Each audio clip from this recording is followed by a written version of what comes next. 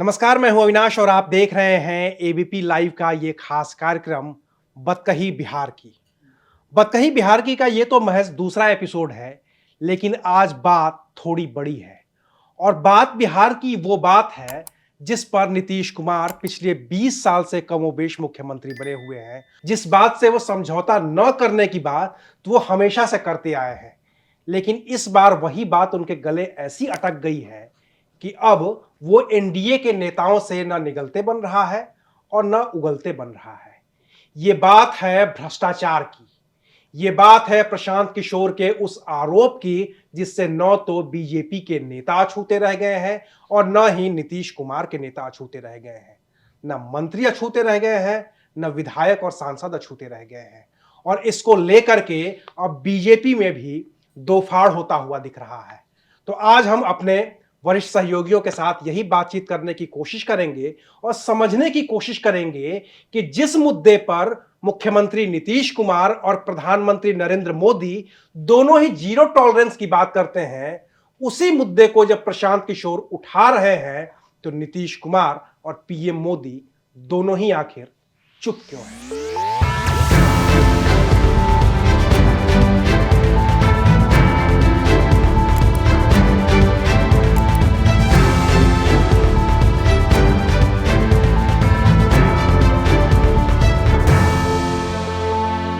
शुरुआत करते हैं तीर्थेश जी से। तीर्थेश जी, आपने देखा होगा प्रशांत किशोर का प्रेस कॉन्फ्रेंस। अलग अलग शुरुआत तो उन्होंने जब लॉन्च की थी अपनी पार्टी तो वो शुरू कर रहे थे तेजस्वी यादव के 9वीं फेल से लेकर के तमाम बातें की।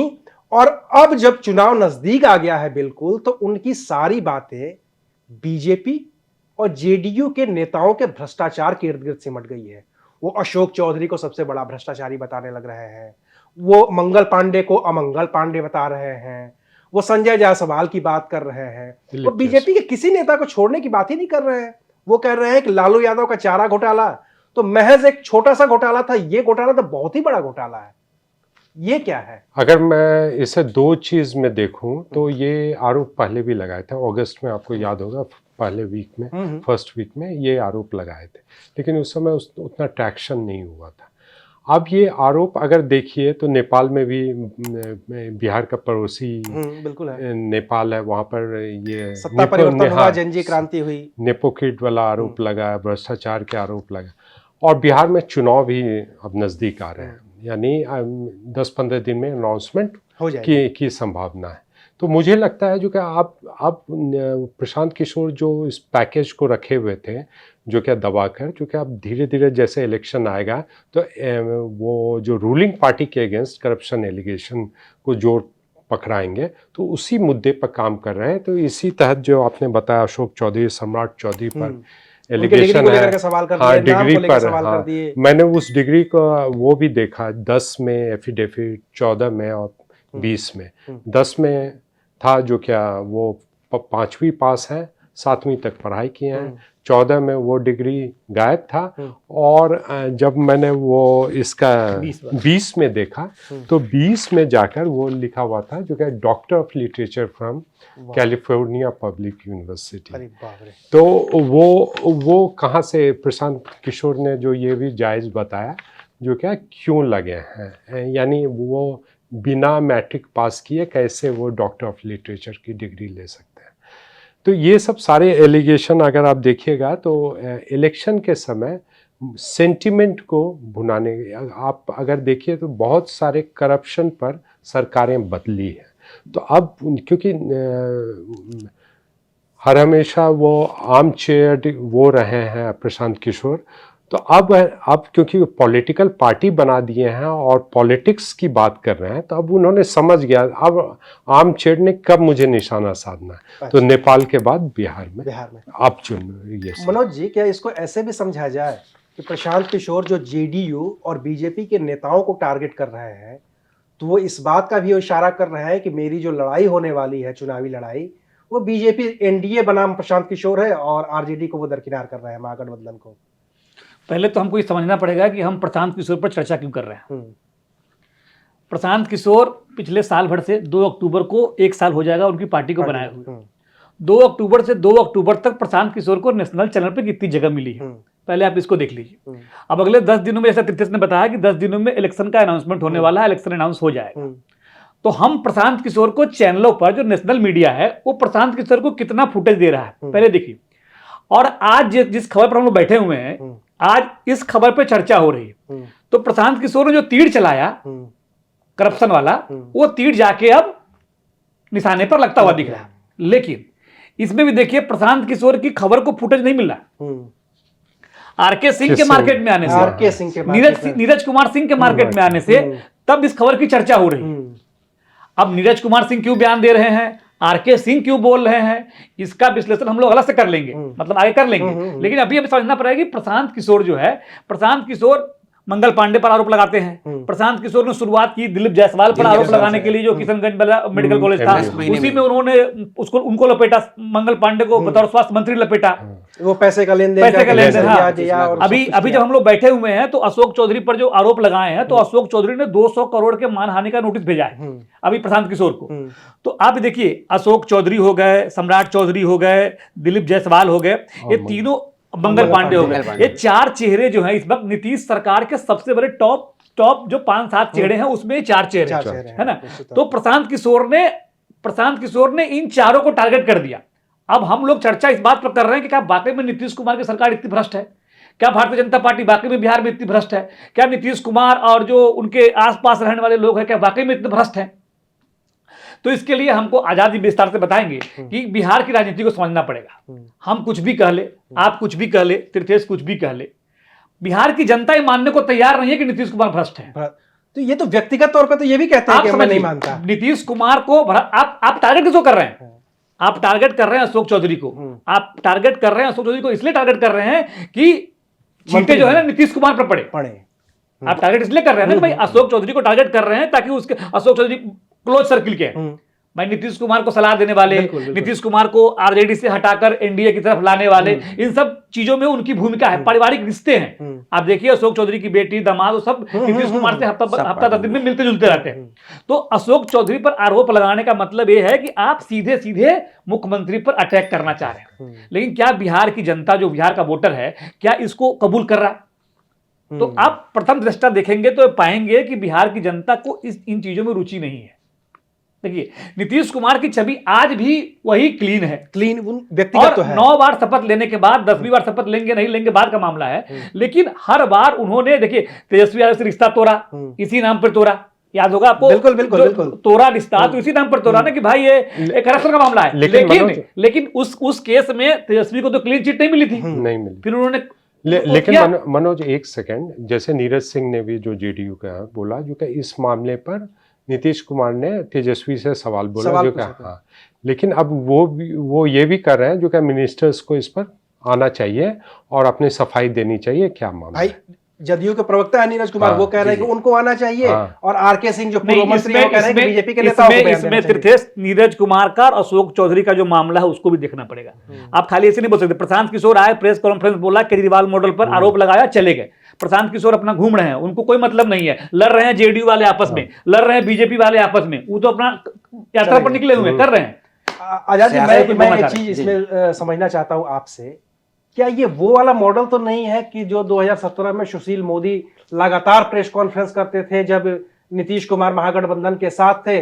40 प्रेस कॉन्फ्रेंस की, इतनी प्रेस कॉन्फ्रेंस की, इतने सवाल पूछे कि नीतीश कुमार गठबंधन तोड़ करके वापस आ गए। क्या प्रशांत किशोर कुछ ऐसा ही करना चाहते हैं? प्रशांत किशोर ने तो कम से कम ये बात कही भी है कि जब तक के सुशील कुमार मोदी थे तो बिहार में भ्रष्टाचार के खिलाफ कोई बोलने वाला नेता या कोई शख्स था जिंदा।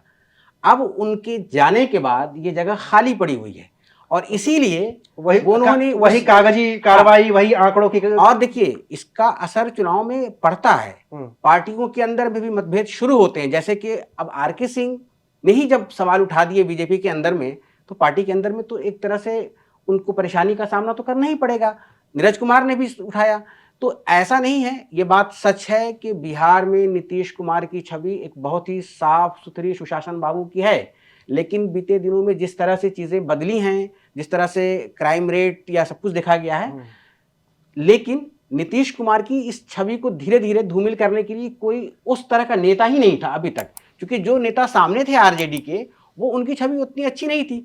लेकिन प्रशांत किशोर तो एक मजे मजाए स्ट्रेटजिस्ट हैं, नेता हैं, नए नेता हैं, पहली बार आए हैं, तो उनकी बातों में हमें अब जमीन पर देखना पड़ेगा कि कितना लोग यकीन कर रहे हैं, नहीं कर रहे हैं। लेकिन कुछ भी हो, उसका इम्पैक्ट छोटा हो चाहे बड़ा हो, लेकिन ये पढ़कर रहेगा। क्यों? ये हालांकि आप सही बोल रहे हैं, जो पड़ेगा जब ये बिहार से जो सेंट्रल लीडर्स जब जाएंगे वहाँ पर प्रचार करने, तो हो सकता है सवाल पूछा जाएगा, जो कि आपके भी पार्टी के लीडर्स भी तो करप्शन एलिगेशन में कई देखिए दिलीप जायसवाल का नाम आया।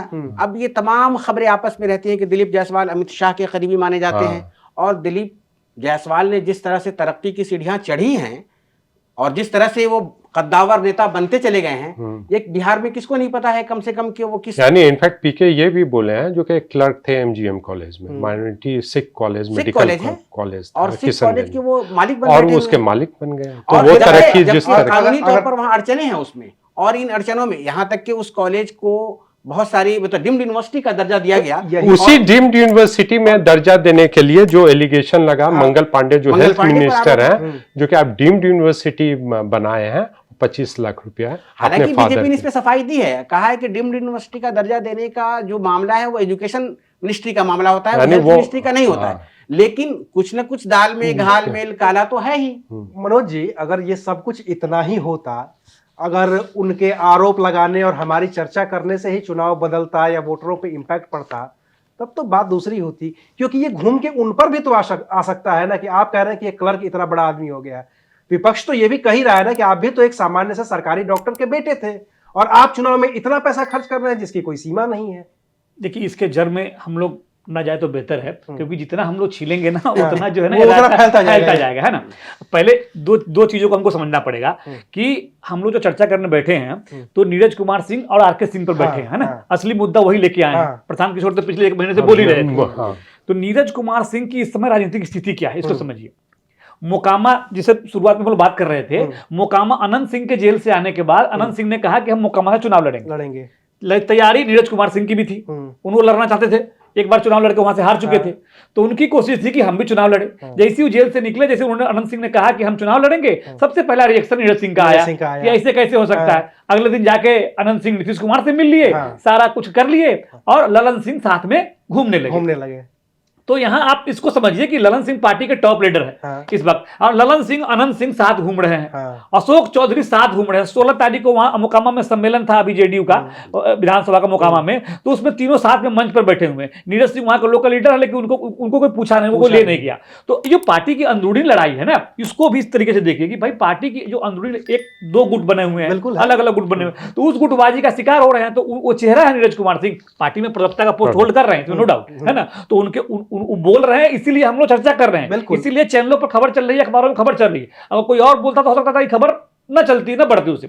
दूसरी बात आरके सिंह करते हैं। आरके सिंह खुद बेचारे जो है ना वो परेशान चल रहे हैं, हार चुके हैं और परेशान चल रहे हैं। भाई 10 साल मंत्री रहने के बावजूद भी कोई आदमी अगर इस वक्त साइडलाइन है राजनीति में, हारने के बाद भी, भाई संगठन में सक्रिय तो रह सकते हैं ना। बिल्कुल, उनके आसपास कितनी जनसभाएं हो रही हैं, प्रधानमंत्री तक गए, कार्यक्रम हो रहा है। यहाँ तक कि लोकल जो कार्यक्रम था विधानसभा, हर विधानसभा में एनडीए का सम्मेलन चल रहा है, उन सम्मेलनों में भी उनकी भागीदारी नहीं दिखी। लेकिन नौकरशाह जब भी कोई इस तरह के ओहदे पर होते हैं तो शायद पार्टी में उनको बहुत ज्यादा अहमियत तो नहीं मिल पाती है, सत्ता में वो हिस्सेदार बहुत बड़े बनते हैं। तो इसी वजह से तो वो चले भी गए कि आरके सिंह ने जो 24 का चुनाव हारे, यही तो कहे थे ना जब मैं नहीं भी जाऊंगा। जब आरके सिंह चुनाव हारे तो आप देखिए आरके सिंह, पवन सिंह, उपेंद्र कुशवाहा, ये जो पूरा उस इलाका का मामला था, तो सब में मिला जुला के एक बात सामने आई थी कि कोयरी का जो टॉप लीडरशिप था उसने कुछ गेम कर दिया, इनको हरवाने के लिए, उनको हरवाने के लिए, सारा सम्राट चौधरी की तरफ था। ठीक है, उसी का रिएक्शन हुआ कि हमको ब्राह्मणों ने वोट नहीं किया, तो हमको इन्होंने वोट नहीं किया, हमने उनको वोट नहीं किया।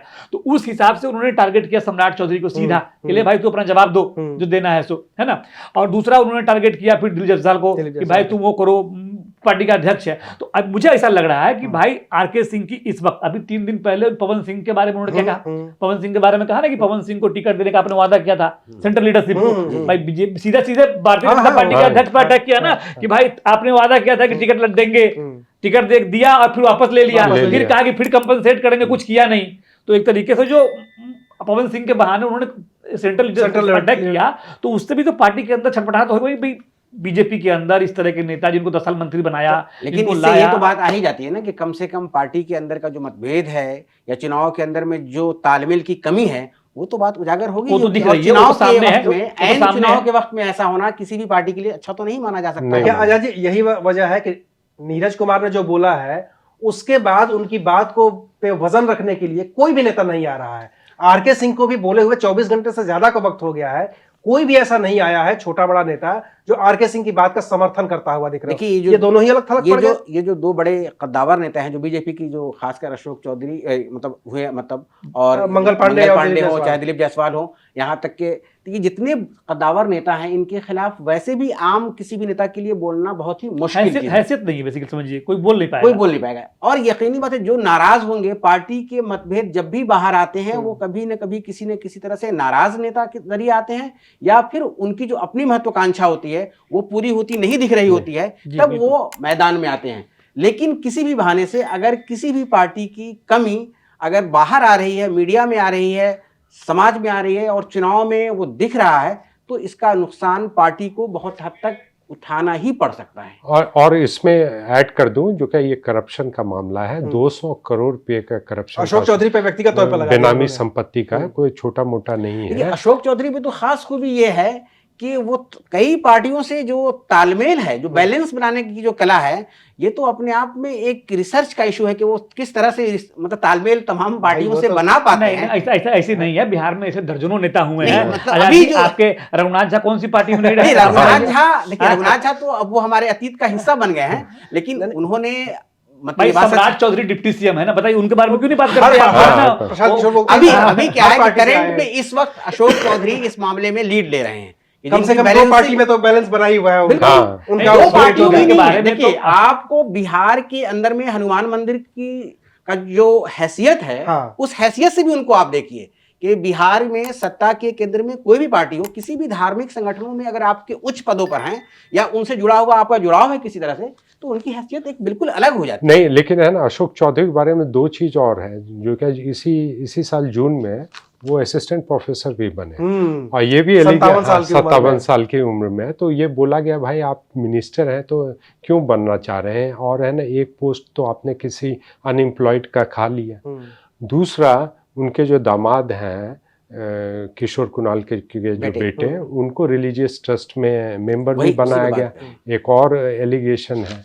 तो ये सीरीज ऑफ अशोक चौधरी पर एलिगेशंस कुछ ना कुछ लग रहे हैं। मनोज जी, मैं इसमें एक और चीज जोड़ना चाहता हूँ। ये सारे एलिगेशंस की बात हो रही है, और जब मैं लगातार बीजेपी नेताओं का इंटरव्यू देख रहा हूँ या जेडीयू के नेताओं का इंटरव्यू देख रहा हूँ, वो सारी बातें तो बड़ी बड़ी कर रहे हैं, सारी बातें होती जा रही हैं। जैसे ही सवाल आता है कि प्रशांत किशोर ने आपके बारे में ये कहा है, नो कमेंट्स कह के उठ जा रहे हैं ये। अब देखिए, सबसे पहले जब हम लोग चर्चा शुरू कर रहे थे कि भाई सवाल पर भी है ना भाई, जो सवाल छोड़ा गया है, जो सवाल उठाया गया है, जो सवाल उठाया वो सिर्फ मुजबानी सवाल है। अब बात समझिए, जो पहले हिट एंड रन वाला जो हम लोग बात कर रहे थे कि केजरीवाल जी की पॉलिटिक्स भी दिल्ली के चुनाव में पहले भी ऐसी ही थी कि आया, आरोप लगाया यूपीए की सरकार पर, नेताओं पर, और चले गए, है ना। बाद में उसमें देखिए तो सब अधिकांश मामलों में क्लीन चिट मिली और सबके साथ वो भी तो घूमते रहे, है ना।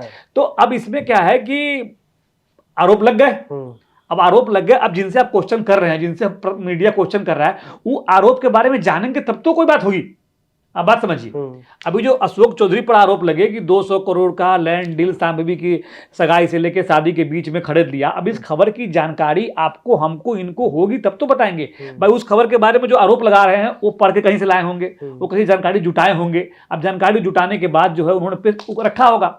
अब अगर मान लीजिए वाकई में आरोपों में दम है तो इस मामले में पिटीशन फाइल करनी चाहिए, कोर्ट जाना चाहिए, इस मामले में सरकार के खिलाफ जो है ना अर्जी लगानी चाहिए, इस मामले में पुलिस में मामला दर्ज कराना चाहिए। कुछ तो कराए तब तो जाकर लेकिन दूसरी बात ये भी है ना, जो क्या जितने भी करप्शन केसेस के जो रिजल्ट हैं, आउटकम जो है बहुत नेग्लिजिबल होते हैं। 96 का चारा घोटाला 2012 में जाकर बहुत कम कन्विक्शन रेट भी काफी कम। परेशानियां हैं, प्रक्रियाएं हैं, वो कितना स्लो होती हैं और कितना मुश्किल होती है किसी चीज को साबित करना। मनोज जी, जैसे ये आप अशोक चौधरी वाली बात कर दी, मंगल पांडे और दिलीप जायसवाल वाले लेन देन का तो उन्होंने बाकायदा वो चेक नंबर जारी किया, अकाउंट नंबर जारी किया, इस डेट को इतना पैसा, इस डेट को उतना पैसा, वो तो एक एक डिटेल वो देते जा रहे हैं। और बोल रहे हैं जो कि और मैं डिटेल्स दूंगा। कह रहे हैं मैं आपको दिखा दे रहा हूँ, आपको दिखा नहीं, लेकिन अविनाश एक और चीज मैं बताऊं, अगर आप अतीत में जाएं तो 88-89 में जब वीपी सिंह राजीव गांधी के खिलाफ करप्शन के चार्जेस लगा रहे थे, वो पर्ची निकाल कर ये है जब मैं प्राइम मिनिस्टर बनूंगा 1 हफ्ते या 1 महीने में कर दूंगा, लेकिन आज उसका क्या हर्ष हुआ वो सबको मालूम। तो ये सब पॉलिटिकल गिमिक भी है, लेकिन सबसे बड़ी बात है भ्रष्टाचार पर जो आपका आउटकम है वो कन्विक्शन रेट भी काफी कम है, तो इसका भी फायदा। करप्शन कोर्ट कचहरी से ज्यादा मामला नैतिकता का है, कि नैतिकता के आधार पर जो है ना आप फेस कीजिए, इस्तीफा दीजिए और आप इस मामले को फेस कीजिए और बेदाग होके सामने आइए। जैसे जॉर्ज साहब ने इस्तीफा दिया था, वो ताबूत एल.के. अडवाणी ने इस्तीफा दिया था। तो अब पहले के जमाने की राजनीति कुछ और थी, अब आज से 20 साल पहले की राजनीति की बात कीजिएगा तो सूचना की राजनीति अलग थी। अब मौजूदा वक्त में आरोप भी उसी तरह के लग रहे हैं कि आया पत्थर फेंका चला गया, बात समझ रहे हैं, कुछ भी बोल कर निकल गया। अब ऐसे तो कोई भी आदमी आएगा कल को लगा देगा भाई ये जमीन। अब लालू यादव कहिए कि लालू यादव की फैमिली पर ये आरोप क्यों रजिस्टर हुआ, तो रजिस्टर लालू यादव की फैमिली पर आरोप रजिस्टर बिहार की राजनीति में इसलिए हुआ कि लालू यादव की सरकार के कई मंत्रियों पर आरोप साबित हुए थे, खुद लालू यादव पर बात साबित हुआ और उससे पहले लालू यादव के मंत्रियों पर कई नेताओं पर आरोप साबित हुए थे। अलकतरा घोटाला से लेकर बाकी कई तमाम घोटाले, मेधा घोटाला, कई घोटाले आए थे। तो उस वक्त वो सरकार सवालों के घेरे में थी, उस सरकार के मंत्री सवालों के घेरे में थे। इसलिए बिहार की राजनीति में अगर आप देखेंगे तो चूंकि बड़ा घोटाला और छोटा घोटाला, आवाज समझिए, तो बड़ा घोटाला को बड़े तौर पर लोग देख रहे हैं। तो लालू यादव को मान लिए कि वो आरजेडी जो है कुछ भी करेगा तो घोटाला करेगा ही करेगा, और नीतीश कुमार कुछ भी करेगा, ये परसेप्शन का मामला है। और ये बात हमेशा कही जाती रही है कि इसमें फिर हमारी जो भारत की जाति समाज का जो सिस्टम है वो उस वजह से भी कोई पार्टी बहुत निशाने में बनती है, कभी निशाने में नहीं रहती है। ये इतना सिर्फ सिंपल इतना मामला नहीं होता है। अब जैसे सृजन घोटाले की बात आई थी, पिछले चुनाव में सृजन घोटाला एक बड़ा घोटाले के तौर पे सामने आया था। उस घोटाले में क्या हुआ हमें आज तक नहीं पता है। नहीं हुआ क्योंकि कन्विक्शन रेट बिहार में फ्लॉप है साफ तौर पे। हमारे कैमरे पर कोई ऐसी बहस नहीं छिड़ पाती है कि हाँ भाई ये शराब, वहाँ ऐसा नहीं है कि शराब बंदी है तो बिहार में शराब नहीं। अरे ऑन कैमरा हमारा रिपोर्टर है, पी के बैठा हुआ, वो कह रहा है आदमी कि अभी पियेंगे क्या, 2 पैक तो मैं मार के बैठा हूँ, और ऑन कैमरा है। और 1-2 नहीं है, कम से कम 10 लोग हैं ऑन कैमरा जो शराब पिए हुए हैं। तो अब ये दिक्कत है कि किस पर हम कब कहां पर, जैसे पहले जमाने में जंगल राज कहना बहुत आसान शब्द था, अब ऐसे अल्फाज नहीं आते हैं हमारे यहाँ। तो ये दिक्कत राजनीति के अलग अलग चुनिंदा माहौल को भी देखकर होता है।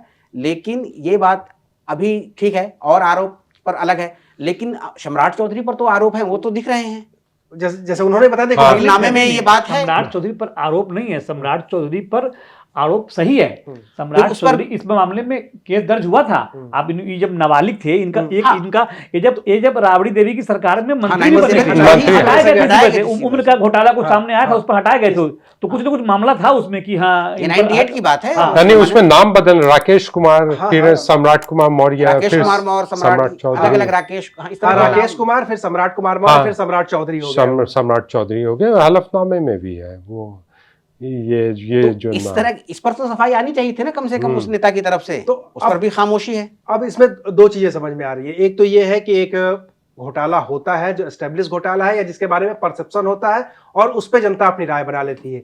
एक ये घोटाला जो है दूसरा अविनाश ये भी है ना, पॉलिटिकल लीडर्स कितना एक्टिव हैं इस घोटाले को जांच करवाने में, और उसका कन्विक्शन रेट जानते हैं एकदम नेग्लिजिबल है। तो प्रशांत किशोर तो कहेंगे कि भाई पुलिस उनकी है, जांच एजेंसी उनकी है, मुकदमा दर्ज कराने जाएंगे तो भी वो नहीं कराएंगे, इस तरह की बातें। तो चूंकि वो उनको पॉलिटिकल माइलेज ही लेनी है, तो इसमें तो 2 चीजें हो रही है कि या तो जो विपक्ष है वो मुकदमा दर्ज नहीं कराएगा, सिर्फ इसी बात पर रहेगा, वो शोर मचाएगा जैसे केजरीवाल ने किया था। क्या बिहार में इसका इंपैक्ट ग्राउंड लेवल पर पड़ेगा मनोज जी?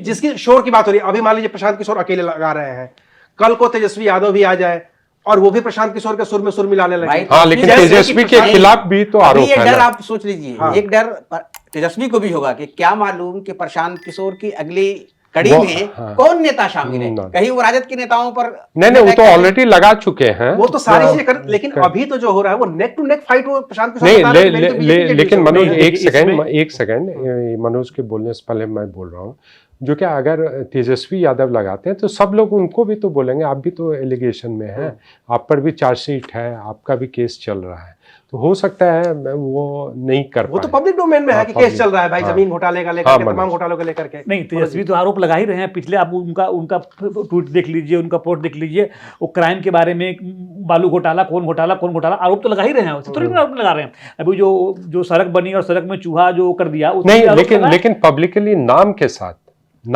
अभी नहीं जिनकी आया। सरकार हो, आरोप तो उन्हीं पर लगेगा ना भाई। नहीं, लेकिन कोई मिनिस्टर, अब देखिए इसमें ये दो चीज जो है ना, इसमें समझने वाली बात है कि भाई प्रशांत किशोर पर भरोसा कितना है। जो आदमी आरोप लगा रहा है, अब मान लीजिए अविनाश जी आरोप लगा रहे हैं, आजाद जी आरोप लगा रहे हैं, तो भाई अविनाश जी की मार्केट वैल्यू क्या है, आजाद जी की मार्केट वैल्यू क्या है। अब बिहार की जनता के बीच में प्रशांत किशोर अपने आप को कितना स्थापित कर पाए हैं, किस अंदर तक वो घुसे हैं, कि उनकी बात जो कह दे रहा है। अब इसको हम थोड़ा पीछे चलना चाहेंगे और तुलना करेंगे अरविंद केजरीवाल से।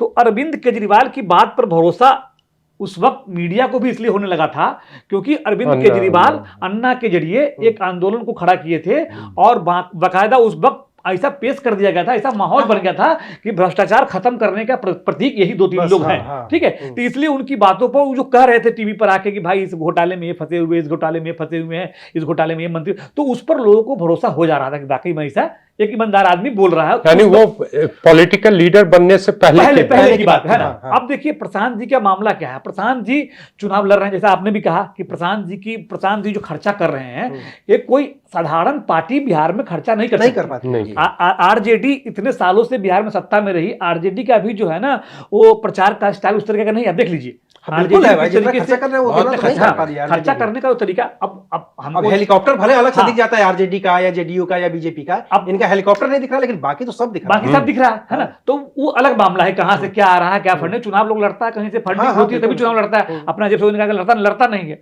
तो सबसे पहले हम लोग बात कर रहे थे कि भाई भरोसा कितना है जनता के ऊपर। अगर वाकई में भरोसा है तब तो फिर जो है सरकार नहीं चलेगी, तब तो फिर इनको चुनाव से पहले इस्तीफा देना होगा, तो फिर ये चुनाव में हारेंगे भी हारेंगे। अब बात समझिए। लेकिन जो अभी तक सीन हम लोग देख पा रहे हैं उसमें ऐसा कुछ दिख नहीं रहा है। इसमें सीधे सीधे आप देखिए ऐसा लग रहा है कि इन आरोपों के जरिए वो टारगेट कर रहे हैं बड़े लोगों को, और बड़े लोगों को टारगेट करके अपने आप को स्थापित करने की कोशिश कर रहे हैं। आप सीधा अपने आप को पैरेलल खड़ा करने की, मीडिया में जगह हासिल करने की, अब आप सीधा हमारे आपके विमर्श के बीच आने की, सीधा सबसे बड़े लोगों पर अटैक कर दीजिए ना। अब क्या, आप प्यादा पर अटैक करने के बाद सीधा राजा पर अटैक कीजिए, सीधा मंत्री पर अटैक कीजिए। अब उस छटपटाहट में क्या होगा? अब यहाँ तो आप पेशेंस खो दीजिएगा, आए बाएं साहब बोल दीजिएगा। अब आए बाएं साहब बोलिएगा तो उससे कुछ खबर निकलेगी तो फिर आप कंट्रोवर्सी में आइएगा। अब कंट्रोवर्सी में आइएगा तो वही तो चाह रहा है सामने बैठे वाला कि आप कुछ ऐसा कीजिए ताकि जो खबर बने और फिर जो है चीजें सामने आए।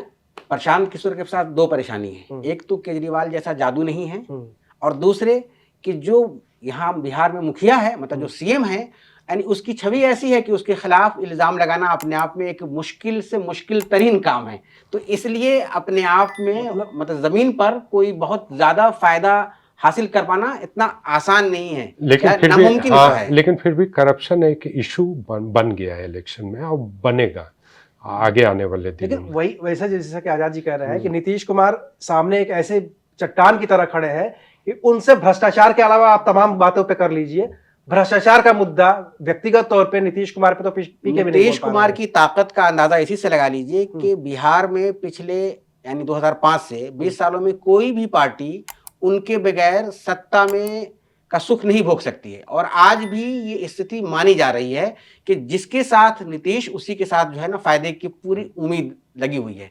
इसीलिए बीजेपी मतलब यानी इतना जलवा है मोदी जी का, और बीजेपी इतनी बड़ी दुनिया की पार्टी हो गई है, फिर भी उनकी ये हिम्मत नहीं है कि बिहार में अपने दम पर अकेले चुनाव लड़ सके। और बीजेपी अभी तक हिंदी बेल्ट में ऐसा ही राज्य है जिसमें कभी सरकार सत्ता में, और ऐसे वक्त में कि जब नीतीश कुमार के बारे में ये आम धारणा है कि भाई उनकी तबीयत बहुत अच्छी नहीं है, इसके बावजूद भी उन पर कोई उनको हटा कर उनके पॉलिटिकल एक्शन ऐसे लगते नहीं है कि मनोज जी अगर मैं सही हूं तो नीतीश कुमार के पॉलिटिकल एक्शन ऐसे लगते नहीं है कि उनकी तबीयत खराब है। उस दिन पूजा हो रही थी, वो नीचे नहीं बैठ पा रहे थे, लेकिन कुर्सी लगवाई, बैठे वो अमित शाह के बगल में। अब देखिए इतना तो पॉलिटिकल सेंस काम कर रहा है। सारी जितने भी वादे किए थे तेजस्वी यादव ने कि हम सत्ता में आएंगे तो ये करेंगे, एक एक करके उनको लगा ना कि इसको हम कर सकते हैं। भाई माइंडेड आदमी इसको पकड़ेगा ना कि भाई ये हमको डेंट कर सकता है इलेक्शन में, तो हम पहले कर दी, सत्ता में कर दी, है ना। हाल में दो चीज हम बताना चाहेंगे इसमें कि जो जीरो टॉलरेंस की बात आजाद जी कह रहे थे, तो आपको याद होगा, हो सकता है याद न भी हो, रामाधार सिंह एक सहकारिता मंत्री हुआ करते थे, अभी वो पार्टी छोड़ बीजेपी के, अभी वो बीजेपी से अलग हो गए हैं, औरंगाबाद के एमएलए थे। उन पर एक चार्ज था कि उन्होंने जो है ना पुलिस उसमें वो आरोपी थे, पुलिस के रिकॉर्ड में आरोपी थे। प्रकाश जी हमारे यहाँ ब्यूरो चीफ थे बिहार के, उन्होंने प्रेस कॉन्फ्रेंस में नीतीश कुमार ने सवाल पूछा कि भाई ये तो मंत्री आपने बनाया है इनको, और ये जो है ये तो पुलिस की रिकॉर्ड में फरार है, वो है आरोपी हैं। तो उनको उन्होंने उसी दिन उनको हटा दिया, मंत्री पद से हटा दिया। वैसे ही देखिए, सृजन घोटाले से पहले एक और घोटाला आया था मुजफ्फरपुर में बालिका गृह कांड वाला मामला आया था, हाँ, है ना। तो उसमें भी एक मंत्री थी, मुझे नाम याद नहीं आ रहा है, और बेगूसराय की थी मंत्री, हाँ, महिला मंत्री थी, उनको उन्होंने हटा दिया था। हाँ, तो आप कार्तिक कुमार को हटाया यहाँ मंत्री में। अब देखिए, तो नीतीश कुमार देखिए जीरो टॉलरेंस पर काम तो करते रहे हैं, इसमें कोई दिक्कत नहीं है। अगर उनको लगेगा कि नहीं अशोक चौधरी गलत कर रहे हैं, तो हो सकता है वो बुला कर पूछे उनसे कि भाई वो क्या मामला है। अब हो सकता है उन्होंने मुख्यमंत्री को सफाई दे दी हो, मुख्यमंत्री को लगा हो कि नहीं ऐसा कुछ मैटर नहीं हो। अब बात समझिए, नीतीश कुमार इतना बर्दाश्त नहीं करते इन चीज़ों को, ये बात फैक्ट है। तो हो सकता है कि उन्होंने अशोक चौधरी से बुला कर पूछ लिया हो सकता है सम्राट चौधरी से उनकी बात हो गई हो सकता है दिलीप जायसवाल और संजय जायसवाल और मंगल पांडे से उनकी बात हो गई हो, इसीलिए डिले हो रहा होगा, ऐसा मुझे लग रहा है। हो सकता हो न भी हुई हो, क्योंकि चुनावी समय है। संजय जायसवाल वाला तो मामला बिल्कुल है कि हाँ ये बेतिया का मामला है, और वो बात सच है कि हाँ वो छावनी वगैरह जो इलाका लिखा गया है, तो वहाँ तो अगर कोई जांच भी होगी आसानी से तो वो बात सामने आ जाएगी कि हाँ ये मामला। लेकिन जांच करेगा कौन? Who will bell the cat? जांच कौन करेगा? चलिए, तो इस बातचीत को हम आज यही रोकते हैं।